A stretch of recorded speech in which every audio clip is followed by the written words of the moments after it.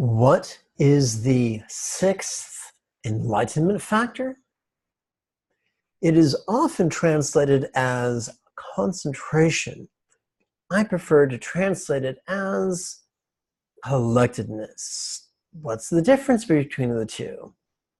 My name is Lama Jigme Gyatso. This is the Buddha Joy Meditation School. Do take a moment to click that red subscribe button. After you do, look for the icon in the shape of a bell. Click that as well, so that you will not miss out on the next video. What is the difference between the translating the sixth enlightenment factor as concentration or translating it as collectedness?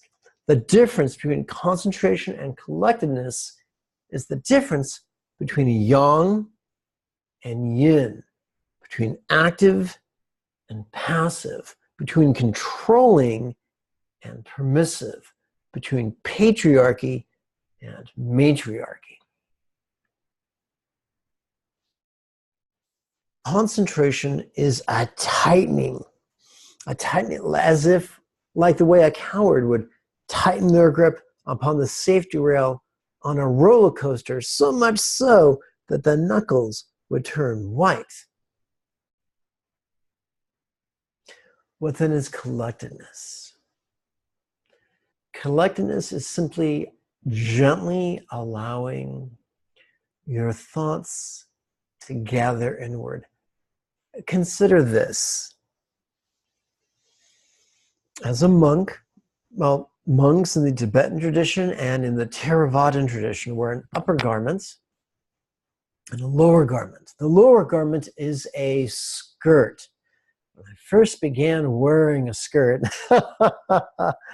I lived in an abode that was 2 stories high, and I kept forgetting to gather my skirt when I would climb the stairs. Consequently, I'd step on my skirt and faceplant into the stairs and then slowly slide down.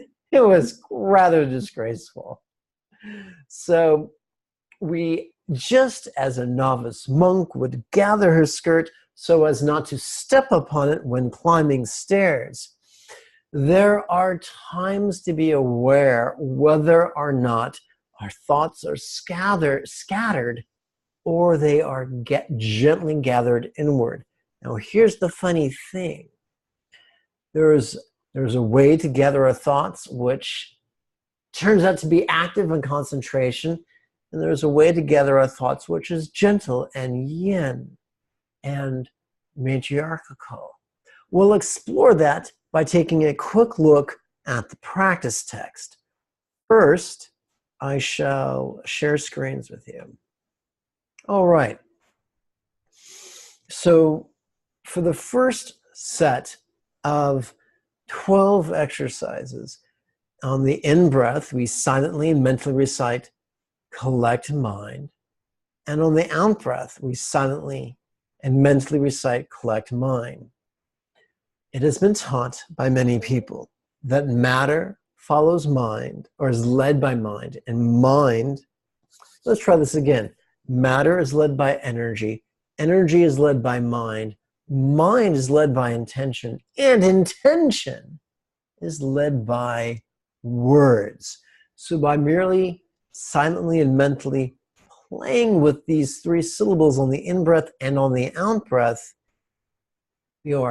these words are affecting our intention, which is affecting our mind, which is affecting our energy, which is affecting our experience. Now, for the remaining 11 permutations of this exercise, we drop it down to just 1 syllable, and we use the word herd. So herd is another way. So just as a shepherd might herd sheep to prevent them from getting separated from the flock and getting eaten by a wolf, we gently invite our thoughts to collect together, which is the opposite of scattering apart. How? How do we herd our mind? Simply with the cunning use of words, silently and mentally recited. Thus, they affect our intention, which affects our mind, which affects our energy, which affects our experience. Now, you might say, this seems pretty indirect. And the answer is yes, because we're traversing the soft path of yin. Yang might take you to the third bodhisattva bhumi, but yin takes you all the way to the 10th bodhisattva bhumi and beyond. What are some of the ways you might have been too rigid or aggressive in your own life? Tell me about it in the comment area below. And of course, you're welcome to help support the Buddha Joy Meditation School for as little as $1 a month. Below the video, you'll find a button that reads Show More. Once you click that, you'll find the link that will lead you to the proper PayPal page. Thank you for your time and your kind attention. If you've enjoyed this video, give it a thumbs up and share it with your friends on social media. Until next we speak, may you and yours be healthy and happy.